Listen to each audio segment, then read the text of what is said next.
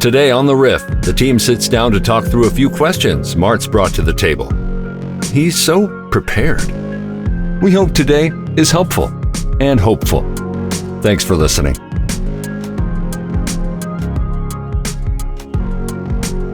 Riff Raff, we're back. Myself, John. Hello, John. Hello. It's good to see you guys. Hey, at the beginning of this, there were 3 cookies provided by Papa ER right on this right on this table, and there's still 1 left. Fresh baked. I ate mine. Jim? I ate mine. Yeah, John. Leaving mine for a reward after the podcast. You said something though that you could not eat before you spoke. No, I can't eat before I Because speak. Now, I can't eat something like that makes my spit gunky.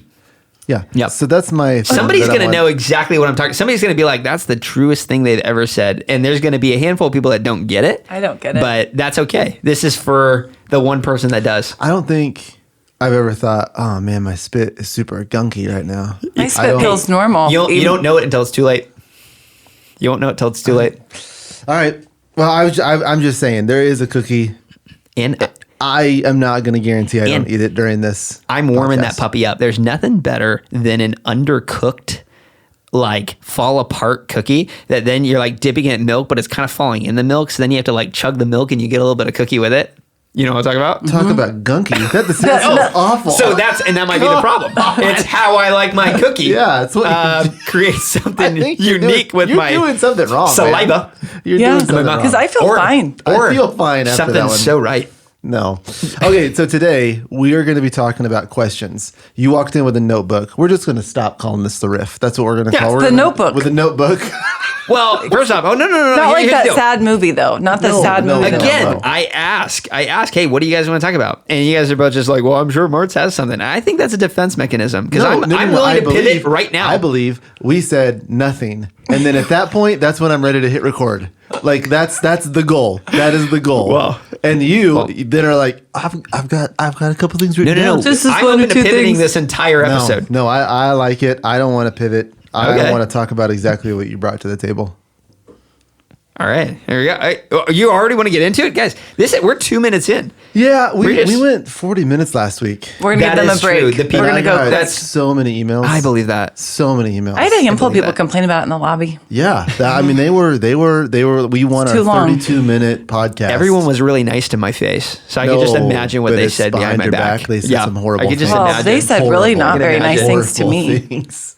All right, so what do you got? What do you got in there? Well, here's the deal, and this is from a coach that I have, and one of the things it says is that your life is shaped by the questions that you ask and the questions that you don't ask yourself, which you could probably understand that, right? The questions that you ask in a marriage, the questions you ask in a relationship, the questions you ask about yourself financially, the questions you ask, like all these things make you who you are, because there's things that you ignore, there's things that you can't see, there's mindsets that you get trapped in, and if you don't ask yourself the question, or if somebody doesn't ask you the question and then you're open to asking yourself that question, how in the world do you grow?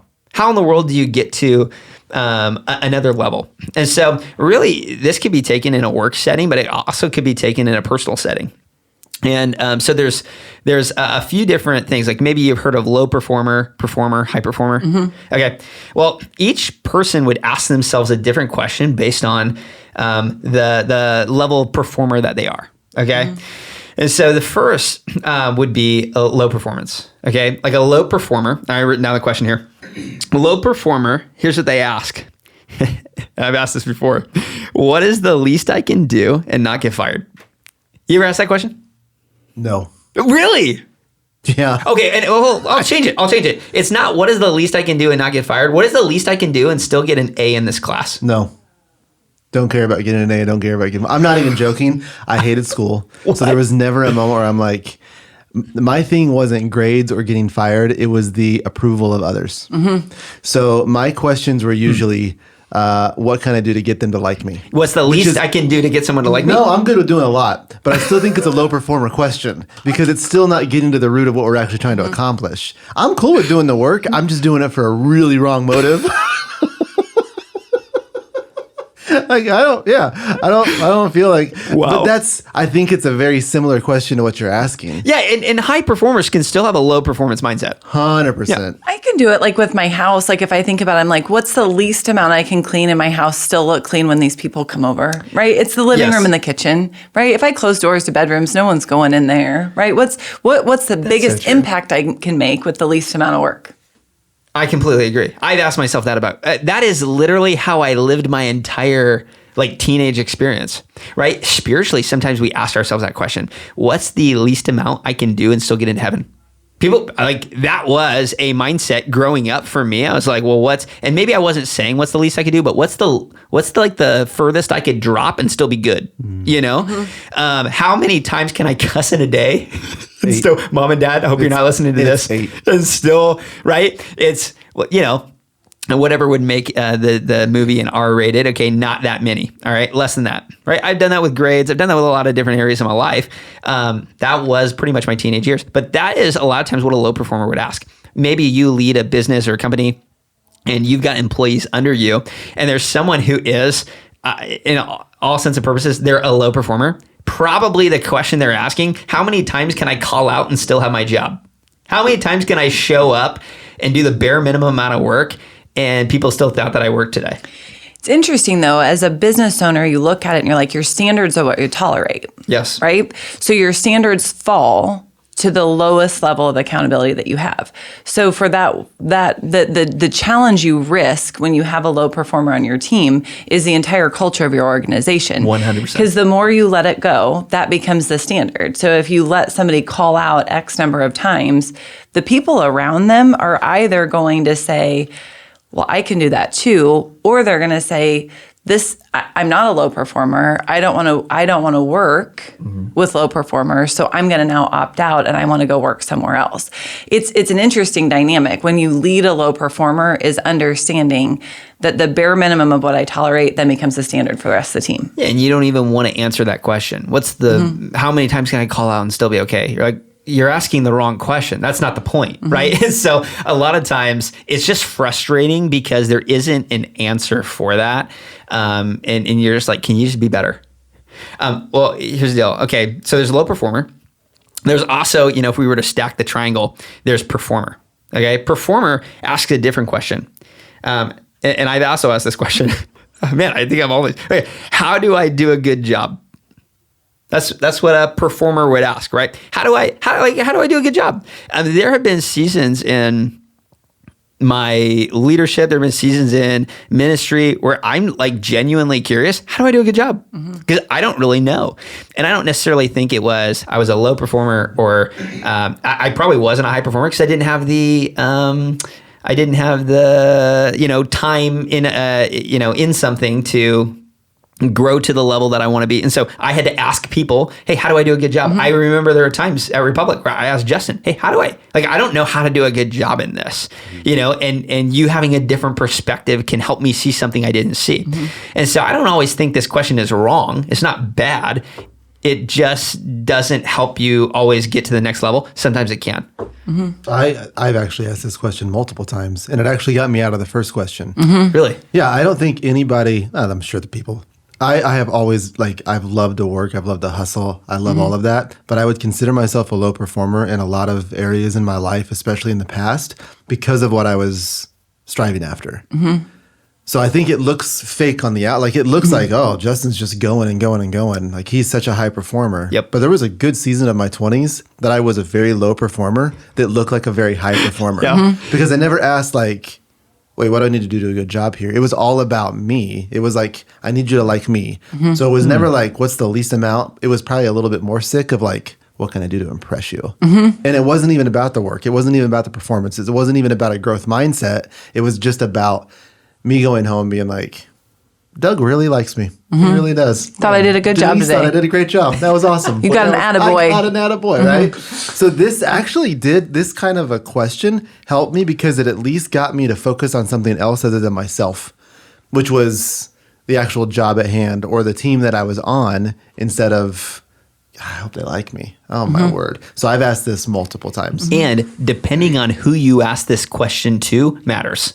Yeah. Because if you're asking this to someone who has an agenda, Like, that's a dangerous question. If you're asking this to somebody who's great in an organization and you want to be better and they've got good intentions and motives, like this can be really helpful. Mm-hmm. If you're just asking this question to you, like you have to seek, there's different answers based on who you ask, and they can have different results, and that's scary. Mm-hmm. Mm-hmm. It's interesting though. Like I look at that and I'm like, I've asked that question multiple times. Like, mine is typically, not necessarily how do I do a good job? It's how do I win in this role, right? And the win being, I guess my assumption is that I'm asking, how do we know? How do I know at the end of the day that I did a good job? If I'm not looking for an atta girl, right? If I'm truly looking at what's the scoreboard that I'm measuring myself up against? Because for me, those questions then I can actually rely on, am I providing a good work product versus people just like me? And I think there are things like sales that are super easy to know if you're winning or losing, right? Did you hit the sales amount, the goal that you had for the week or for the month? There are harder things though, like this role within North Point, it is a little bit challenging. I was telling April the other day, I was like, sometimes I go home and I'm like, I just talked all day. Like, I don't know. I'm not sure there's a less measurable impact. Absolutely. And so I think sometimes when we ask that question, how do I do a good job? Sometimes it also can be, what are the parameters, right? What are the expectations of the role? How will I know if I'm winning or losing so that the validation doesn't actually have to come from somebody else, but it actually is, I'm doing good works. Yeah, and again, this isn't a bad question. This is a fine question, but it's like the Applebee's of questions, okay? It's not bad. It's not Del Taco, okay? But it's not a place I would take, Del Taco? Del Taco's bad. Come on, you guys ever been to a Del Taco? No, of the taco? I used to live right by a Del Taco. Doesn't Del mean of the? So is it of the taco? Of the taco? That's a great question. Del Taco. Del Taco. Did we have Del Tacos here? In Kansas City, they did. Have we ever had one here?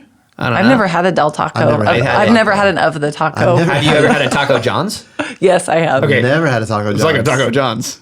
I didn't dislike a Taco Jen John's. did not like that. Jen did not like that. I'm okay with the Taco John's. You said if you had a Taco John, and Jen said, yeah. Taco John, way too many tomatoes on my taco. Oh, that's impossible. You can't do too many. Are they little diced? Yeah. I love what in the world? No. If you just gave me a shell with little diced tomatoes. No. I want a little sprinkle of salt, though. I like a little salt on my tomatoes. I love me a little diced tomato. Mm-hmm. Oh my word. I think I would love of the taco. I think I really like Del Tacos. I'm not even sure that's right Spanish. Road trip. Can't wait. You're gonna have a Del Taco, and you're gonna be like, like it's not great. It's not a great experience. Is there a bad taco? It's not a great experience. I've never had a bad taco. Oh, I've had a couple. You ever had Jack in the Box tacos? 50 cents. 50 cents per taco. I have not done those. No, me either. Oh, those are bad. Okay, not and I don't need to. This isn't a judging restaurants. Maybe I should just move on. Here's what I was going to say. I like this. What's the best taco out there? I'm going to say best taco in Springfield. Okay. Okay, and then we can continue. I already know the answer to this one. Really? Yeah, I think so. I've got two, but Tinga Taco is the best taco in Springfield. I'm going to go Tortilleria Purchase.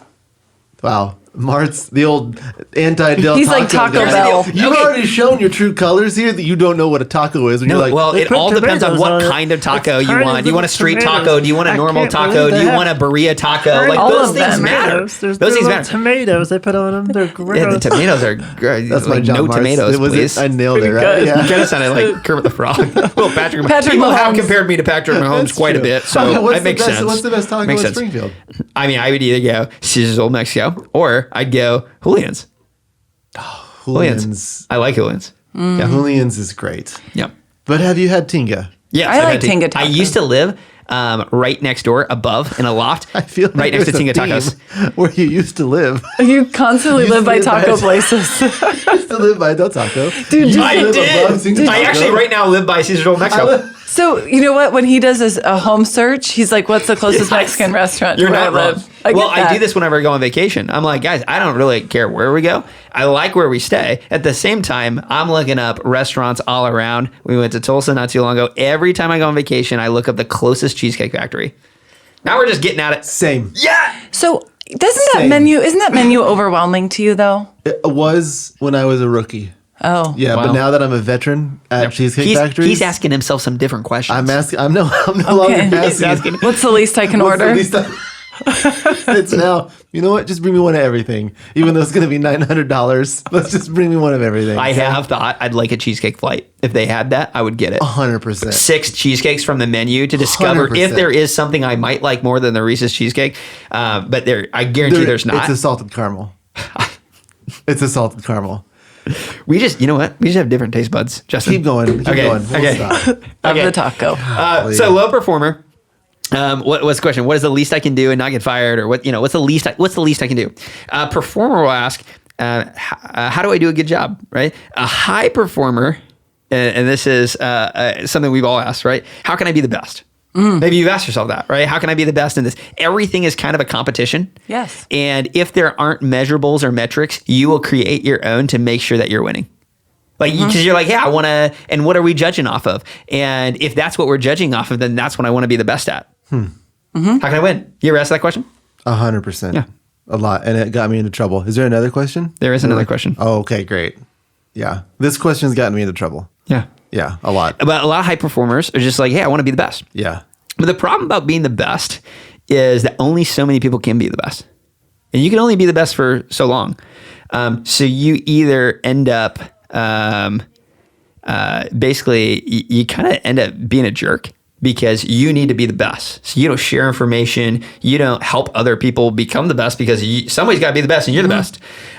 You also sometimes hinder other people from being better because you're afraid that they're going to be the best. Because you want to be the best. You're the best. Have you ever asked that? Yeah, I've asked that, and it's gotten me into trouble. Not, I don't think necessarily because I've withheld information, but because in a pursuit of being the best, I feel like I became the saddest. Wow. Because it's always comparison. Yep. I think for me, we talked about it on one of the first few podcasts the three of us did, is that the question I was asking, I had to finally ask myself, because I constantly wanted to be the best, was would I rather be special or happy? Yeah. Because special for me equated to best, right? It was different. I was a step above, right? Like that I was able to do things that other people weren't able to do, or I had different accolades or different things. And I will say, when I ask it in a healthy version of how can I be the best that I can be within my skill set, within my talent, within my reach? What's the best that I can be? That's different than I want to be the number one person at this, and there's no room for anyone else. It totally makes sense. And yeah, again, if you play this game, how can I be the best? You are going to have high highs and you're going to have low lows. Like every day is based on your performance, which spiritually, if you get into a rut of like, how can I be the best? That is some of the most life draining questions you can ask yourself. Is I just want to be the best. And I just got to be the best. And every day I just got to be better than the day before. Now, I believe that God's Spirit can make you aware of things that you weren't aware of. And you can walk in His Spirit, and that can be helpful for your day. And that can be enlightening. And that can lead you to be a better follower of Jesus and honestly, just a better Christian to those that are around you. At the same time, asking that question, how can I be the best? Like you said, can get you in some bad spots. Which, Jen, you kind of touched on the next one. So, there's a low performer, there's a performer, there's a high performer. Well, there's one that they talk about even above it, and they call it meta performance. So this would be like where like metamorphosis comes in. So if you even Romans 12:2, which is don't conform to the patterns of this world, but be transformed by the renewing of your mind. Even kind of what it talks about right there is this like metamorphosis type of thing. It's a different kind of growth. It's a different kind of game that you're playing. And really the question, you almost kind of said it, but it's not how can I be the best? Jen is just already, if we were talking about smartest person in the room, and Justin, you had mentioned you're second. So, and I know I'm third. So I love that you're already asking this question. The question is really, what am I capable of? What am I capable of? That's because that's not a comparison question for somebody else. That's not a how little work can I do to get the result that I hope that like everyone else expects me to get? It's not, hey, how do I do a good job and just make sure that I'm keeping everybody happy? This question is different because this one is, hey, what am I capable of? How has God created me in such a way where I don't have to compare myself to somebody else that's around me or somebody else that's done a good job or someone else that's done a bad job so I can feel better about me? I can ask myself every single day, what am I capable of? And when you ask that question, it leads you to a completely different outcome than maybe what you expected. Mm-hmm. You ever asked that? Yeah. I don't ask it that way. Okay. But it's potential. Like that's how I word it. And it's probably been 4 years that I don't really care what people think. And that's like, and not in like a, but I really do, like it's an inward, like the potential element in optimizing what I am actually capable of doing, exactly like you're talking about, is my focus. Like it's no longer, they. Now, do those things still bother me? Yeah, I'm a 3. So yeah, it bothers me. Mm-hmm. But deep down inside, it doesn't produce this like happy, sad, emotional roller coaster thing that it used to maybe 10, 15 years ago. Mm-hmm. It is way more calm, way more focused. But that question for sure has come up multiple times. Mm-hmm. Yeah. And it's one of those questions that you don't ask yourself once, you continue to ask yourself that. Because every day it's, what am I capable of? Like if I were to ask Justin, I'm like, Justin, what's your favorite, Little Debbie cake? I thought you were talking about tacos. Well, now I'm switching gears. You're going Little Debbie cake? Yeah.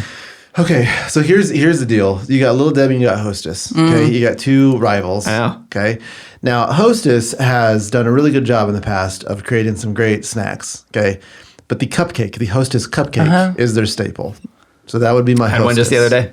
They're fantastic.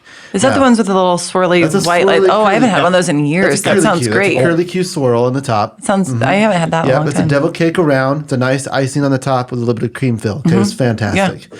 But you sometimes get those and they're not fresh. I agree. Worst thing you can do. The icing has hardened. I agree. I agree. So maybe it has gotten hot inside of the truck and then melted and become crusty and gross. So one of the greatest things. Pop that in the microwave a little bit. One of the worst. So that's why Hostess is not my number one. What a lesson. My number one is something that the Swiss make, I think.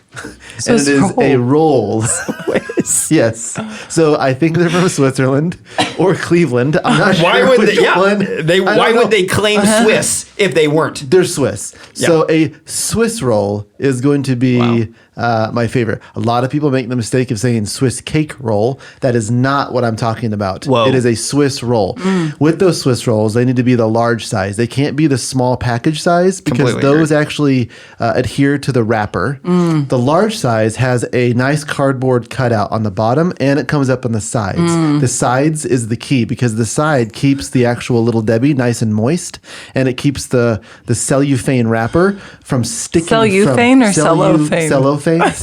Cellophane. Justin, I thought we were on different wavelengths before. I think we're back on. No, 100%. I think we're back on. So I know exactly what you're talking about. It's going to be the Swiss roll. That's the number one snack cake out there. Yeah. And why is it that the smaller sizes taste different than the larger ones? The cellophane? Is cellophane. It cellophane? There's no U. There's no U? Cellophane? Cellophane. Cellophane. You got me all tripped up now. The plastic wrapper that goes around the Little Debbie, it sticks. So when you get that, you're wanting that nice chocolate outer layer. And it peels but it right off. That baby's right on the plastic wrapper. And you got to lick it off. You got to lick it off. If it was on the cardboard, it's fine. And at times, you can't even lick it because then I'm like teething the plastic. Yeah. It's just... It gets weird, you guys. So how do you feel about a Nutter Butter? No, absolutely not. What are the chocolate peanut butter things? That's not Nutter Butter. Chocolate peanut butter. It's like they're wafers with peanut butter inside and then chocolate around it. What's the name of that? Chocolate with peanut butter. We have them out in the. You're talking. I think that's Nutter Butters. That's a Nutter Butter. I think. Yeah. It has like the waffle. Waffle I like shape. those. Yep. Yeah, those are great. Mm-hmm. That's not a Nutter Butter. It's not a Nutter Butter is like the peanut butter cookie. Peanut butter cookie. Yeah, these are. I had Nutty I Buddies? had all these things growing up. Yeah, they're really good. All right, continue to talk, guys. He's gonna go figure that out. I will. Well, I will say.